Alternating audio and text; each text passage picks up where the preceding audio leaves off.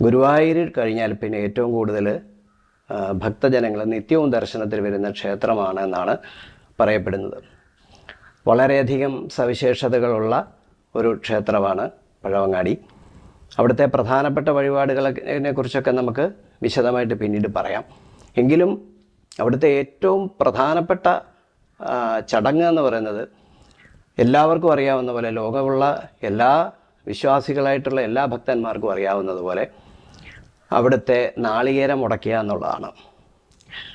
അതിനാണ് ഏറ്റവും കൂടുതൽ ഭക്തന്മാർ അവിടെ വരുന്നതും അവരുടെ വിഘ്നങ്ങൾ നിവാരണം ചെയ്യുന്നതിന് വേണ്ടിയിട്ട് ഒരു പ്രത്യേക ശക്തി ആ മഹാഗണപതിക്ക് ഉണ്ടെന്നാണ് ഭക്തജനങ്ങൾ വിശ്വസിക്കുന്നത്. അത് പലർക്കും വളരെയധികം അനുഭവ സാക്ഷ്യമുള്ള ഒരു കാര്യവുമാണ്.